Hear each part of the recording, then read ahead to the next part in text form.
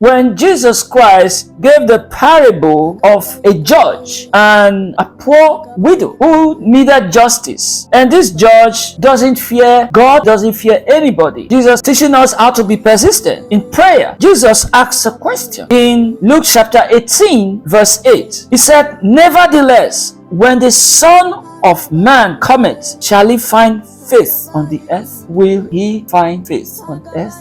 Some of us don't know the weight of this question. Jesus looked into the future. He saw how men would become hopeless and picking offense without faith, doubting, prayerless. And he asked, when the Son of Man is going to return, in the midst of the corruption, the increase of iniquity that shall abound, in the midst in that situation, will he find faith on earth? Will he find you worshiping? The church of today doesn't supposed to be celebrating the way we do, but we have been molded, we have been built to celebrate even in our failure, like the church of this Laodicean that is poor and blind and naked and wretched, but they are proud. Why will today's church not celebrate when the man of God knows that he is conquering empires, building empires, celebrating the conquering of a new nation, of a new country, how they just planted churches in some countries. Meanwhile, souls are dying. They are planting churches and expanding the empire they have built for themselves, while souls are perishing because they are not preaching repentance. These churches will be gone the moment the Son of Man appears. Do you see that many of these large churches shall be turned to museum? Many of them shall be turned to stadium. Many of these churches you see, they'll be converted to these cohorts, as it has happened in many advanced countries. For instance, in England, many of the cathedrals don't have members anymore. Some have been turned to banks. Some have been turned to clubs. Why? Because they fail to preach the gospel that has the enough fire to refine the people's hearts and keep them against the day of temptation. It was all about the organization, the institution, instead of keeping the church, seeing the church as a spiritual kingdom of Christ on earth. They failed to preserve that part of it. The spirituality was swept away. The government was pumping money into the church because he who pays the piper dictates the tune. The government took over the churches, pays ministers off. Spirituality became dead. Is it in Wales? A gay bishop was elected, and the Church of Nigeria, the Anglican Church, said, "No, you are not recognized." During the COVID, some pastors turned their churches to vaccination centers. Some did it blindly, ignorantly, but some had some benefits. Today, they fail to apologize to their members for what they did. The days are evil. Be wise. Stand for what is right. We are not here to stay. We are sojourners. We are passing through.